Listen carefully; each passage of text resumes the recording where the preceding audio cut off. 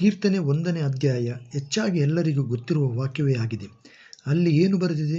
ಯೆಹೋವನ ಧರ್ಮಶಾಸ್ತ್ರದಲ್ಲಿ ಆನಂದ ಪಡುವವನಾಗಿ ಅದನ್ನೇ ಹಗಲಿರುಳು ಧ್ಯಾನಿಸುತ್ತಿರುವವನು ಅವನು ಎಷ್ಟೋ ಧನ್ಯನು ಎಂದು.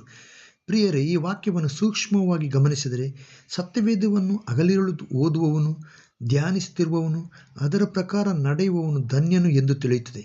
ಹಾಗಾದರೆ ಸತ್ಯವೇದವನ್ನು ಹಗಲಿರುಳು ಓದದವನು, ಧ್ಯಾನಿಸದವನು ಏನಾಗಿದ್ದಾನೆ? ದುಷ್ಟನಾಗಿದ್ದಾನೆ ಎಂದು ಈ ವಾಕ್ಯದ ಮುಖಾಂತರ ತಿಳಿಯಬಹುದು. ನೀವು ಕೊಲೆ ಮಾಡುವುದಾಗಲಿ ಕೊಳ್ಳೆ ಹೊಡೆಯುವುದಾಗಲಿ ಮಾಡದಿದ್ದರೂ, ನೀವು ಸತ್ಯವೇದವನ್ನು ಓದದಿದ್ದರೆ ಸತ್ಯವೇದದ ಪ್ರಕಾರ ನೀವು ದುಷ್ಟರಾಗಿದ್ದೀರಿ. ಪ್ರಿಯರೇ, ಈ ವರ್ಷದ ಆರಂಭದಿಂದ ವರ್ಷದ ಅಂತ್ಯ ದಿನದವರೆಗೆ ಸತ್ಯವೇದವನ್ನು ಎಷ್ಟು ಧ್ಯಾನಿಸಿದ್ದೀರಾ, ಓದಿದ್ದೀರಾ?